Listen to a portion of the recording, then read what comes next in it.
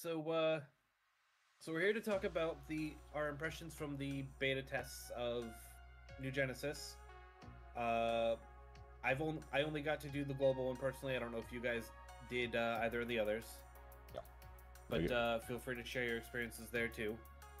But first, for those of you who follow me but don't necessarily know who these other two faces are, do you guys want to introduce yourselves? Yeah, sure. I'll go first. Hi, I'm Pastichofskin, content creator on YouTube, Twitch, and all the other places. Been playing PSO2 since before the global. Was in the closed beta and then jumped into the full game whenever it came out, and been having a great time since. You can find me on Pastiche of Derm on Twitter, or if you want to find me on YouTube, it's Pastichofskin. I'm sure he'll write it down for you because everybody asked for the spelling.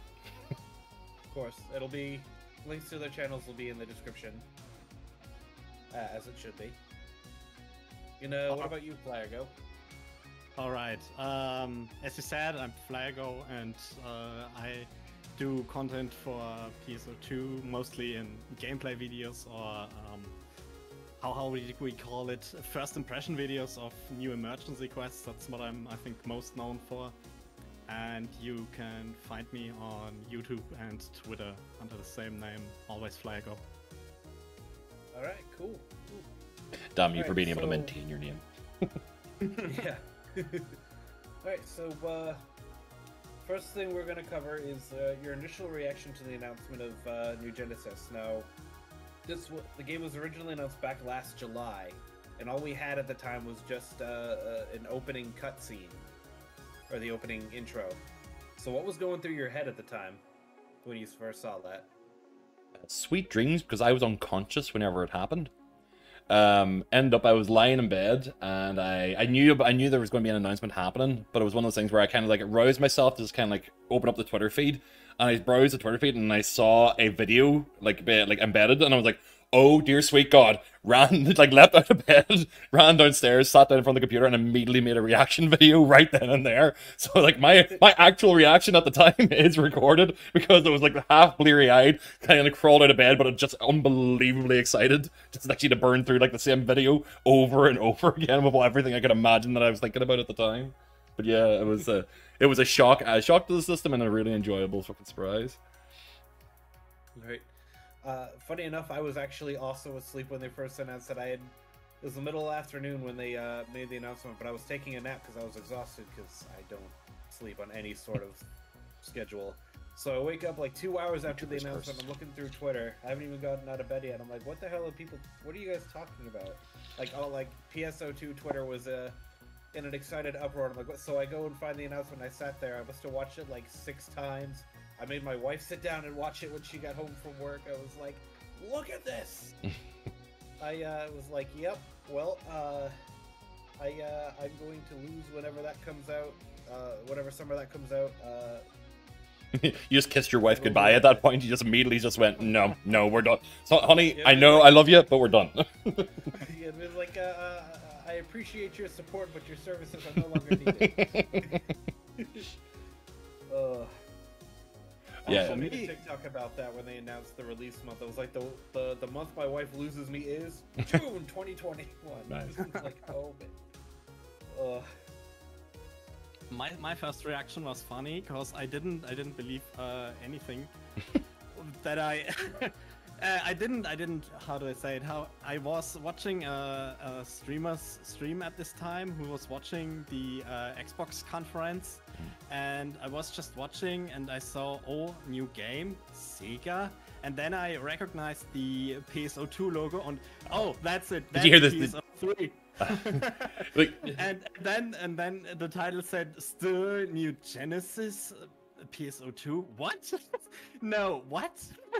And the following, I think, day or so, we spent so much time in Discord calls and on Discord, exchanging what is this, and breaking what's down going the video. to happen now, what's happening to the current PSO2, why is it called PSO2, the new graphics look so good, and wow, this was just one of the most funniest times ever. It's like did anybody else notice like whenever the trailer started, I heard the opening strains of the music, and I was like, oh, that is Phantasy Star music. It was like, just sat back in my chair, I was like, oh, I know exactly what that tone is. Yep. I was at the first. I was convinced it would be a Sonic game and not Phantasy Star. That was the only thing. But then I saw the mountain, and then the PSO2 logo, the PSO logo, came up, and The then 25th I knew, anniversary. oh, it's a new game. Oh, yeah. Yep. It's like they're going for the Realm Reborn treatment because they saw how well it helped Final Fantasy. So like, let's do that too. The PSO2 thing is, it feels like such like a marketing department kind of choice rather than actually making the PSO3 sequel. But like, it makes sense because like, you just have to accept that like the game is that huge that nobody wants it to go away. So just keep adding to it, even if it means rebuilding it from scratch. So PSO2 it is. I think the name actually doesn't matter. They could have named it Phantasy Star Online 3 and still kept everything with characters and so on, and it wouldn't even matter much. I think it would have. They wanted to go with a new name, I think. Yeah, I think yeah, but the level of confusion that might have been with them doing the whole crossover of the stuff from 2 to 3 might have actually been a little less well received if they hadn't called it PSO2. I think that was actually part of it, just. But I mean, Maybe. Possibly. I mean, they like to set different PSO game or Fantasy Star games in different universes. We know PSO1 was in a different universe than PSO2, so putting 3 in the name would probably also try to imply that it's a new universe, even though they were going for a continuation of PSO2. yeah, just like down the line. Yeah. Probably, yeah. It works within the story concept that they're going with. And it's like, just even even just in that trailer, like I'm sure they'll have the trailer up while we're actually talking about this. So I'm trying to memorize in my head where it actually was the parts. But you know, like that look up to the actual meteor dropping from the sky with Neo Ash, I suppose. Neo Ash just looking up into the sky, following that thing down before he actually glides off. I was like, yes. Yes. I just assumed that I just assumed like, all right, everything we did in space, it's falling to Earth and it's all going horribly wrong. Let's get started. Yep. It's like, oh shit, here we go. Here we go now. Alright. So, what was your favorite class that you guys tried? Favorite class in the NGS beta?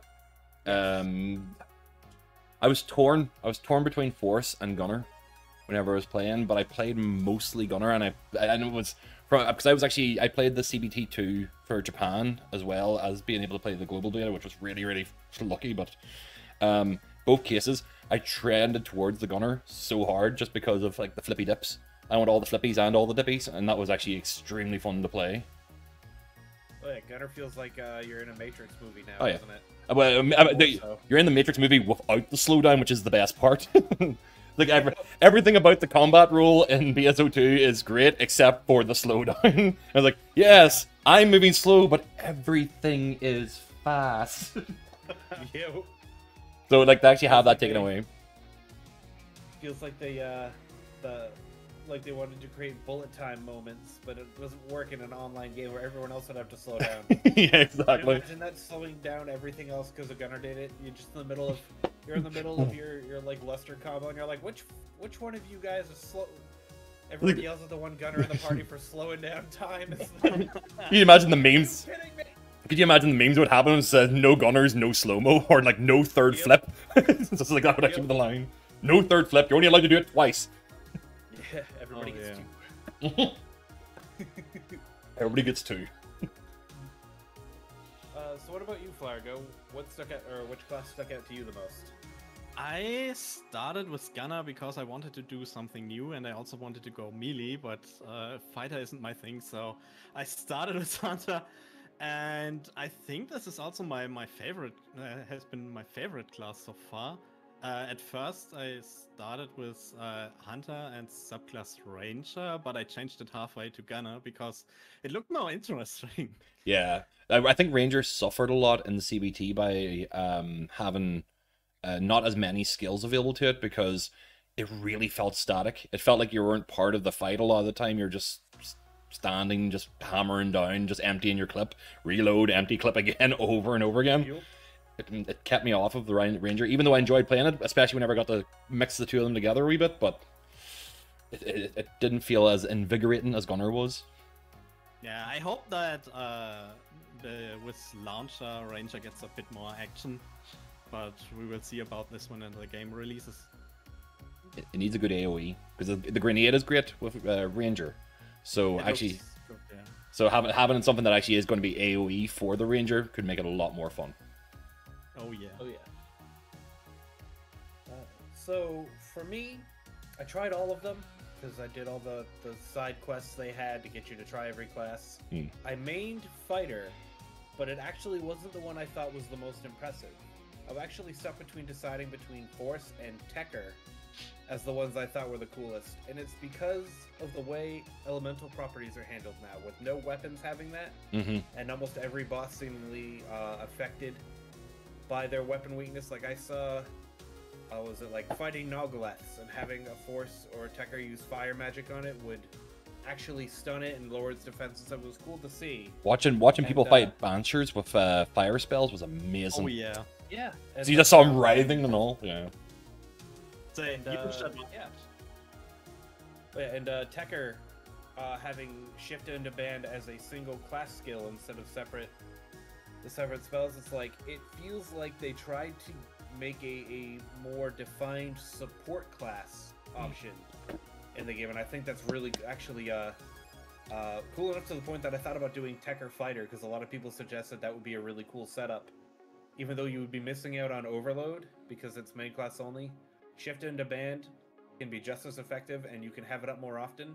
And since you can use your subclass weapons, you could be a Tekker with a double saber, and it blew. I don't normally play the technique based classes. Not really a Force fan, but like I might have to actually invest some time in them in NGS, because I really felt like they have an actual role to play now.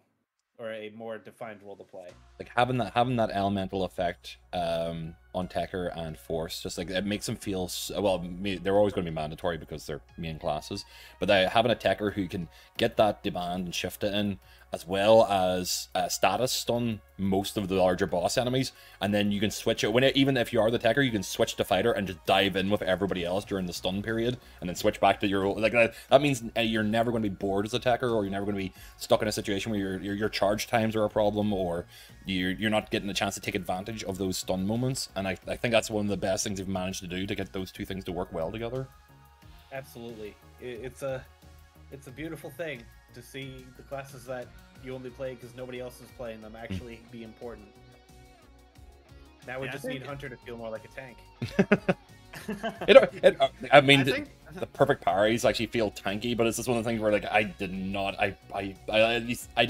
enjoy Hunter for any of the experience of playing it. But that's because I don't like Hunters and playing Hunter in general, except for its like survivability. But the in NGS, it felt very stiff. Even though all the classes have more mobility and move faster, switching from like Gunner to Hunter felt a lot so stiff that I was like, I don't know if I'm enjoying this, because I've spent so much. In place. Once you try to counter with Hunter, it gets a lot more fun. Yeah. Then you're playing the frame watch game. You're watching for the actual opener, and you're like waiting for the swing back. I'm like, I don't know. I'm not paying enough attention. I want to just shooty bang bang, and I just keep moving. Want to be able to just hold the attack button down while you're casually watching YouTube at the same time. True. I think a lot of players only played Tekker or Ranger as main class because they wanted to have Shifter, D-Band, or also the weak bullet skill. So they can use this and then switch to the other classes and just deal the damage. Yeah, I mean, party composition is going to be much more important with those things in the way.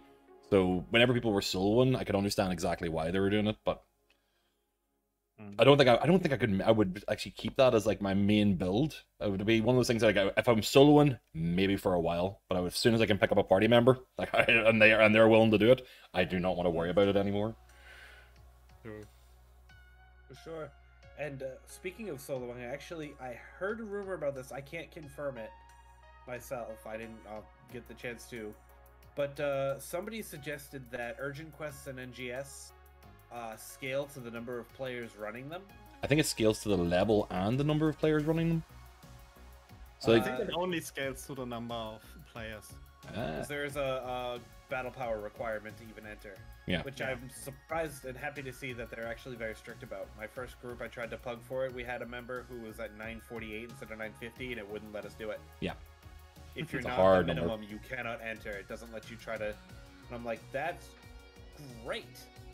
I mean, there'll be a fair amount of those where people will just go run straight to the actual like cooking counter and stuff themselves with enough food to just get over the number. But like you waddle onto the actual field of battle just because you're actually full of steak. That's the only way you manage to make it in. This gives an entire new meaning to when an emergency quest gets announced. Oh no, I still need 10 more battle power. And then people rush to the grinding shop and grind. I mean, I'm willing to bet you actually see spikes in people in the shops. Oh yeah. That'll be Franka's pyramid scheme right there. So work with the item shops to actively make it impossible to get to just the right battle power, and then sell you some fancy food.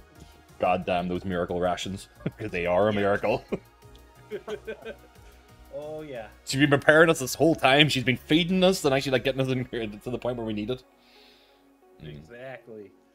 So I know you guys said before we started recording that you guys didn't really try a lot of the multi-weapon stuff, but is there, if you didn't get to try it out, is there a particular combination you're interested in trying when the full game is out, or? I did actually have a crack at it on CBT2, the Japanese side of it, just because I had the time whenever I was finished doing stuff.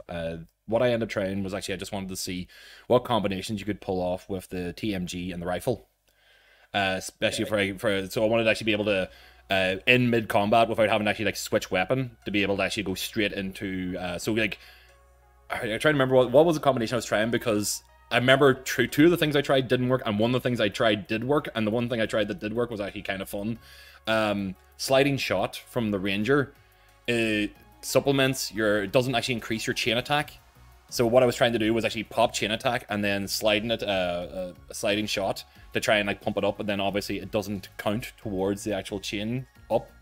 So what I was doing was actually chaining up and then switching to that to actually move into a good position with the sliding shot, and then switch back for actually getting the big blast from the gunner to actually pop the chain at the end of it. And I found it really, really easy to actually take down things, because even whenever you're soloing, you just had enough momentum to actually like circle around and find the weak spots, because you had weak bullets still there, you had sliding shot, and then you're actually able to switch over your TMGs without changing weapon to keep your chain, like just to keep the flow going without actually having to break it up.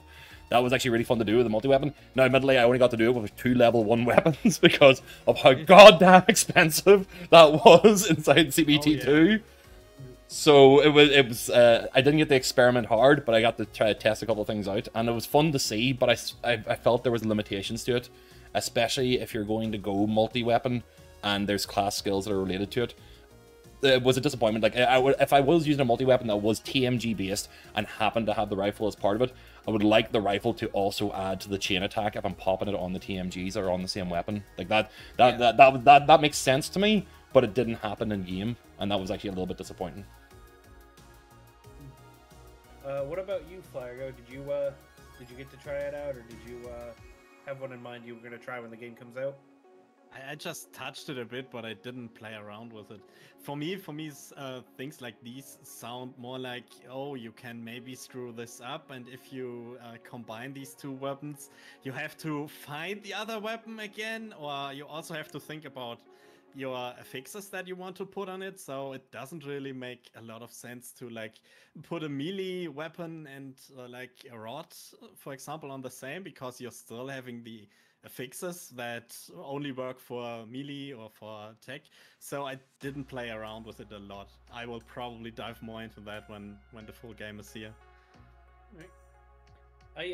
I tried it with a couple different combinations, and I learned a couple of things that are going to make me experiment a little bit more with it when the game comes out. And the first is that having a multi-weapon equipped does increase your battle power a little more. So even if you have a weapon as a placeholder, it's there. But there was an interesting thing I learned, and I want to find out what kind of combos you can do with this. And it has to do with your photon blast.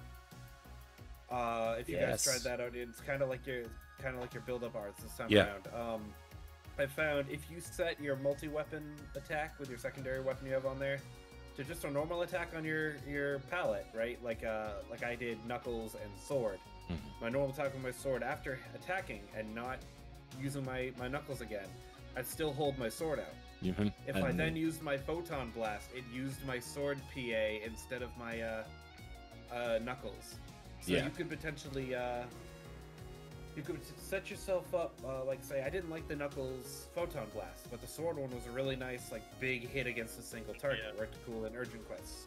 So maybe if you're playing maybe if you're like a Techer Force for whatever reason, and you could do like a multi-weapon wand rifle maybe, just to have the rifle's Photon Blast, for instance, if you had a need of it, that kind of thing. It makes sense. It's almost like whenever you were changing your Photon Blast on your mag, like the actual different variants of it for, like, if you want to capture enemies, or if you actually want to just do heavy damage to single target, or you want consistent fire in one place.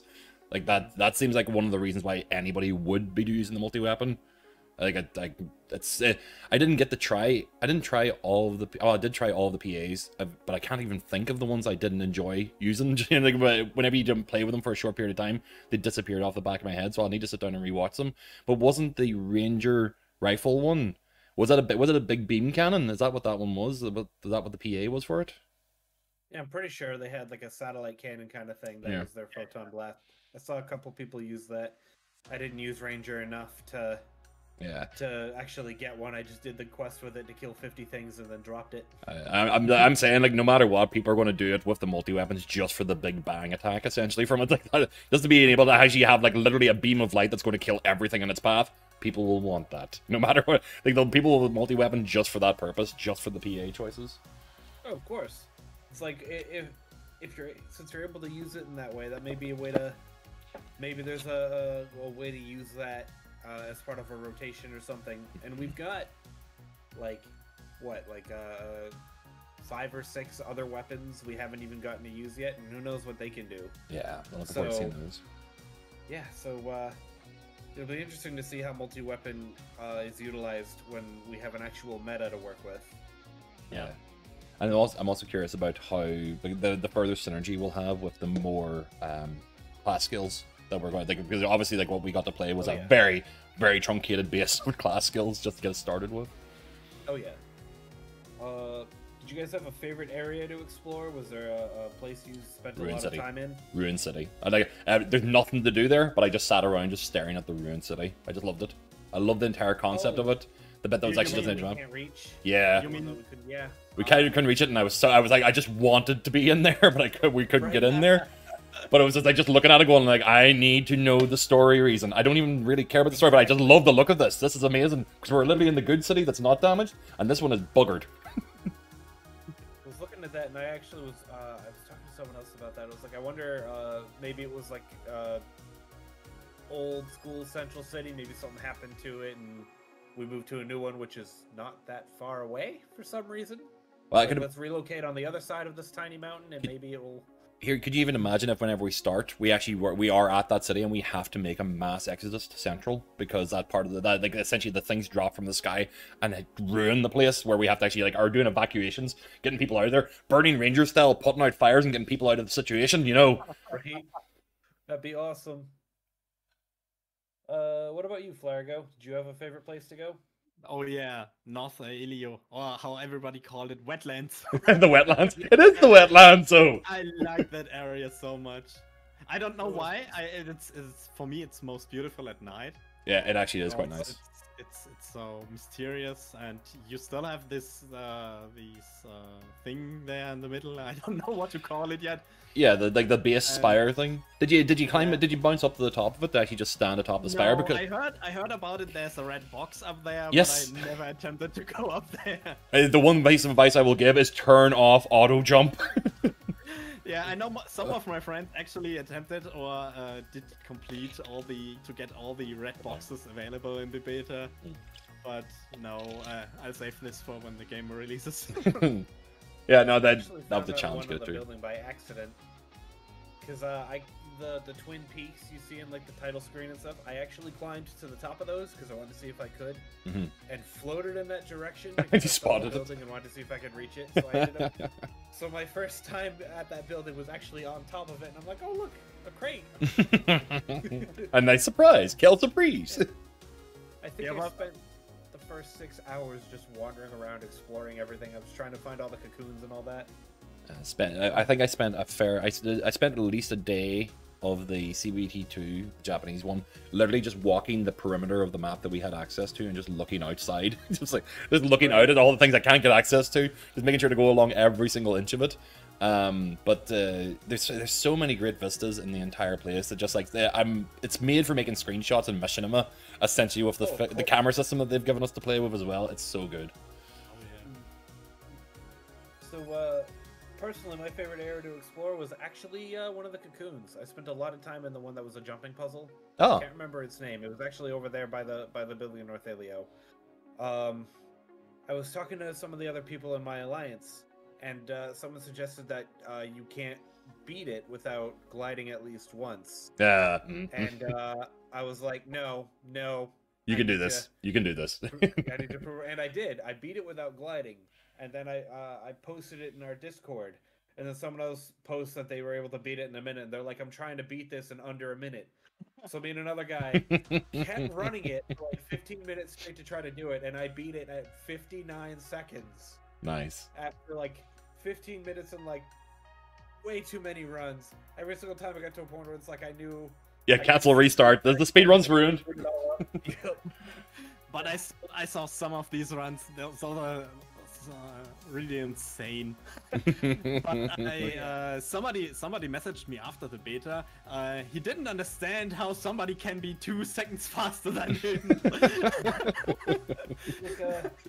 There's ways. Things I actually am looking forward to seeing more of and seeing people make videos on is like a speedrunning community for cocoons. That'd be kind of cool. Yeah. I can see it happen, and I'd love to get into that. Things like beating the tower. Where you Weekly have to fight the SG battle rewards. sword. That's what they'll do. Weekly Right. SG rewards. They'll be doing time attacks with the cocoons. I'm almost guarantee that people are going to make it. Could be. Oh man, I will never run out of things to do. Every second counts. Yes. That feels like almost something that's like built for that express purpose, because the cocoons, if you're not interested in doing that, are one and done. They're great tutorials. They actually were really fun to play through as a tutorial to learn skills and differences. But repeating that run over and over again, that is just going to bleed into people trying to have leaderboards for like the shortest times on those, and just seeing what the hard limit is. And especially if we start seeing more skills that are actually going to give us more mobility, because if we see, because we already have such great mobility on the characters, anything that's going to give you an extra 10 to 15 feet per second is going to actually break those cocoons in half. But it'll be fun to see. Just say 59 seconds was hard enough on that. I'm imagining a braver getting it with the same katana mobility, doing it in like 25 seconds, and then I will just uninstall out of frustration. I'd be like, no, the fair. any of us bouncers are going to be sitting around just waiting for the chance to fly high and then just keep flying. And imagine they release a few months later then a new class, which can be 2 seconds faster than all known tactics before. This does one like ridiculously long jump.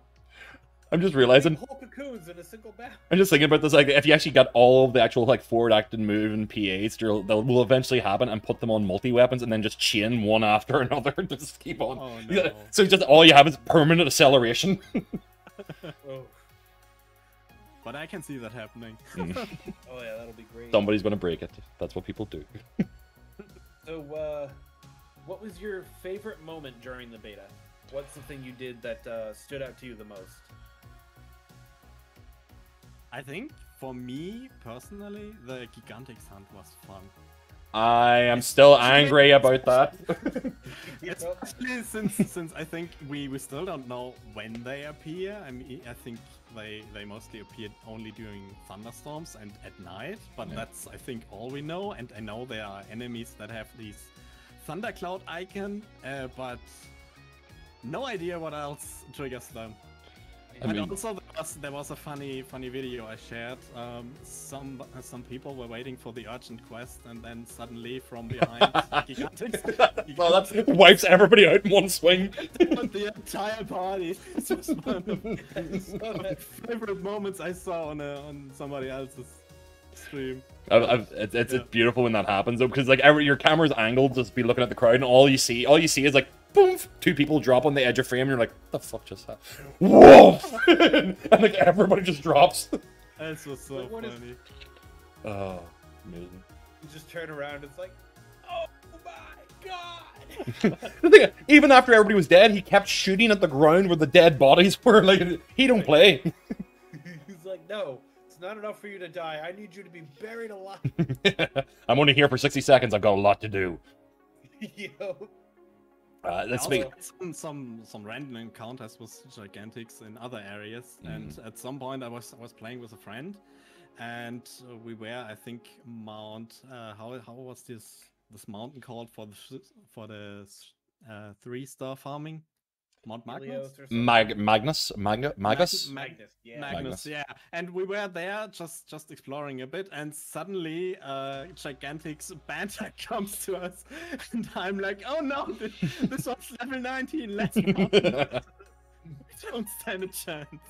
The Gigantics hunt, I was horribly disappointed by, because I had so much bad luck and bad timing. I think, Flyer, you were actually in the wetlands at one point where I was trying to gather people, and we got a good group, we had everybody ready, and then he just would not spawn, no matter what we did. For like, I think it was like 2.5 hours, we were just hoping for a spawn. 2 hours and nothing spawned. And then I think the moment you left, he spawned twice. Oh. Like literally, no. I remember, I think I messaged you at the time to say like, hey man, you just left? Yeah, he spawned twice. Just like right after you had left the area, and I was like, well, I mean, that's probably one of the rules. One of the rules is Flyergo can't be in the room, so he... But I was jealous of my a large group of people in my alliance actually killed 2 of them.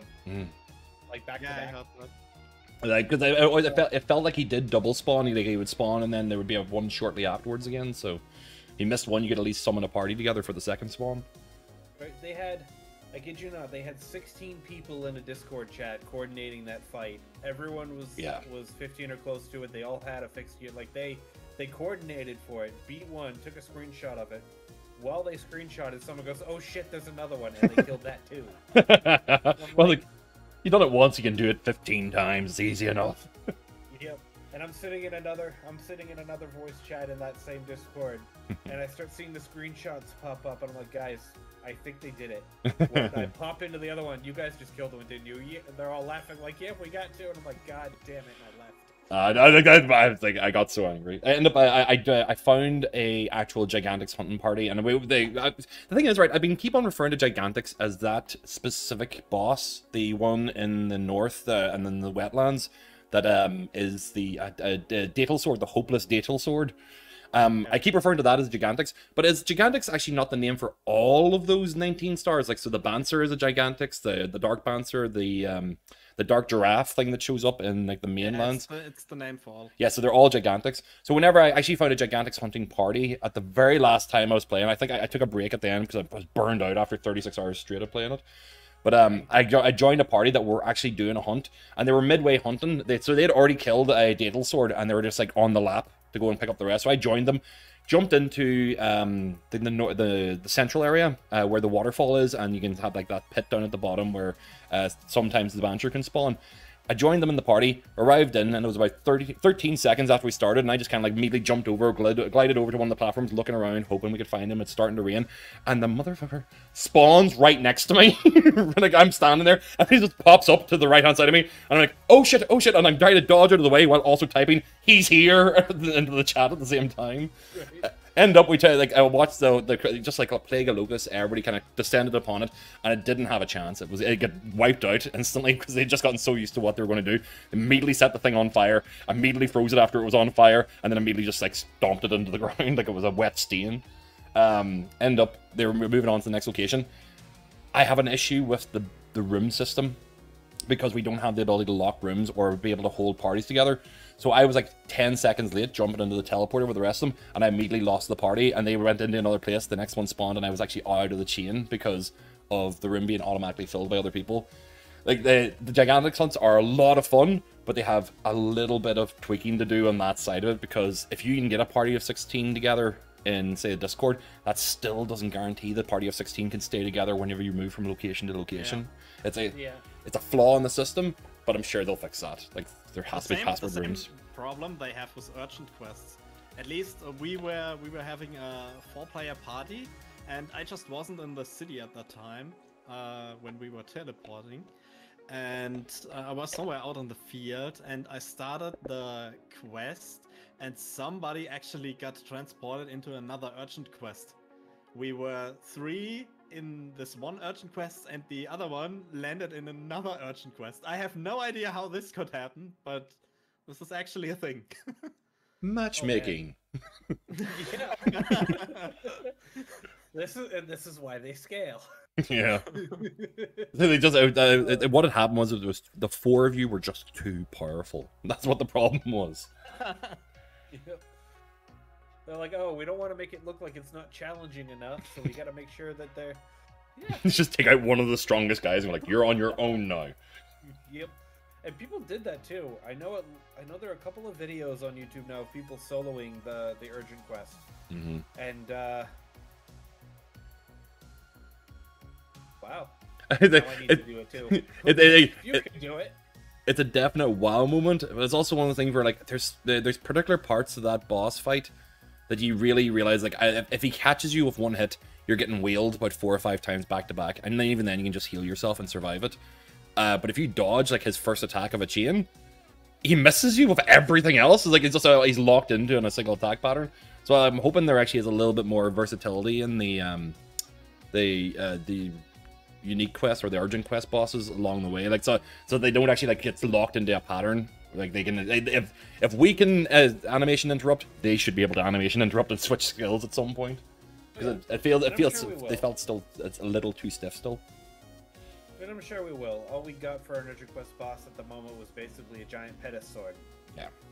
So it's like I'm sure we'll see more diversity eventually. I mean, PSO2's beta urgent quest was Elder and Cradle, and obviously we have some more interesting ones after that.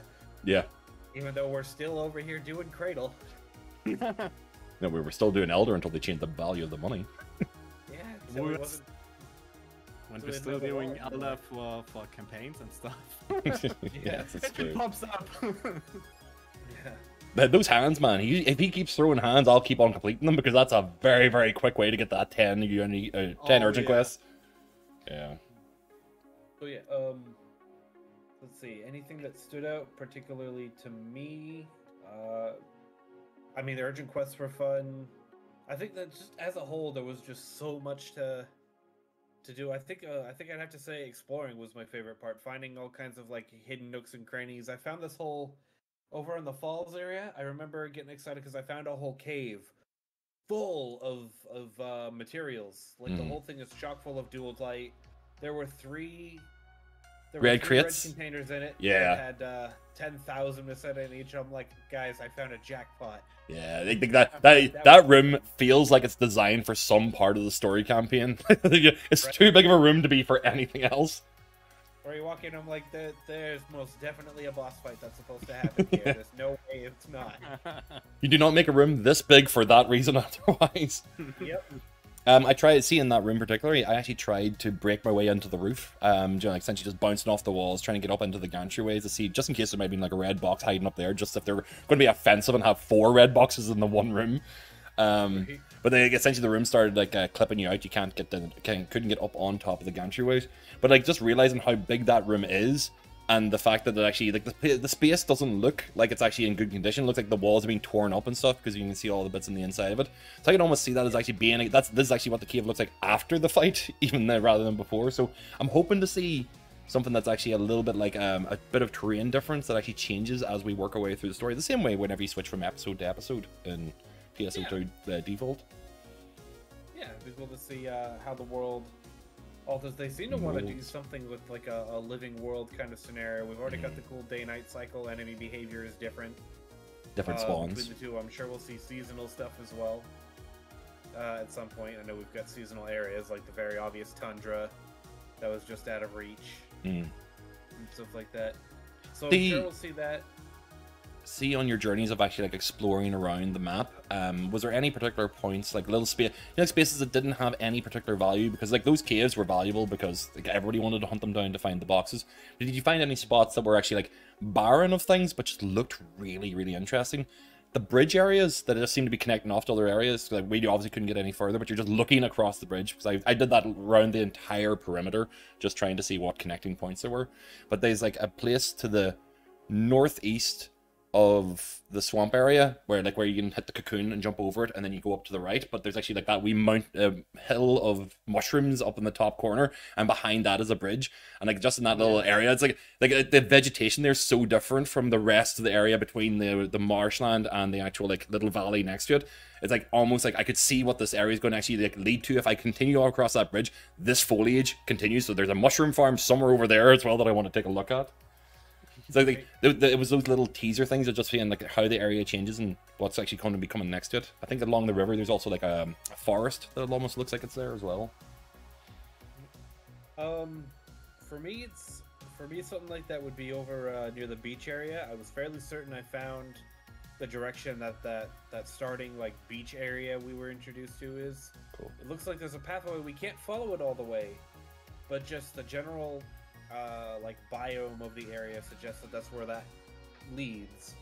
There was also obviously the ruined city, and I have a feeling that you'll see things maybe like automata perhaps wandering in there when the game comes out. Like we didn't see a lot of enemies outside the barriers, but I'm pretty sure it's because there's no reason to populate an area we can't access. But yeah, there was a lot of stuff I saw I wanted to go check out. I wanted to go I don't know if there was like a skybox or a height limit, but the big thing I wanted to try to find was that weird, like floating ship building kind of thing above Central City. Oh yeah. It almost looks like the spires that are actually like dug Yeah. into the ground at the ruined city are actually coming from that big thing in the sky. Yeah, it's like I want to know what's up there. It reminds me of like of that big citadel from Sword Art Online. I can't even remember what the floor. Aincrad. It's I Aincrad. joked about that too. Yeah. I'm like, are there 100 floors to that thing? Or... Man, if there's any way they're doing this at Realm Reborn, that could be the Crystal Tower. Right. Could you imagine that? Like they like literally whatever Iron Game is like. Do you know what? You've done everything on the planet. Get up there into the sky and don't fall down. That's what your jobs are. So, is there anything else you guys... Oh, yeah, yeah, is there anything else you guys want to add or ask before we wrap this up? Well, essentially, it was it's something to ask the audience, essentially, like, answer the same questions that we've answered, because I want to hear from other people. Like, the reason why we had this conversation, we were excited to talk about it, so everybody that's actually going to be watching this, answer the questions yourselves as well, because like, everybody's going to have a different moment. Everybody's going to have a different favorite moment from that beta. Oh yeah. There were a lot of moments to catch up. Oh yeah. So I guess that's that then. Thanks, Pastiche and Flyergo for hanging out and discussing it with me. And yeah, like you said, feel free to answer these questions for yourself in the comments. We'd love to hear from you guys. And I think that's it. So yeah, thanks again for watching, and have a good one, everybody. Bye. Bye.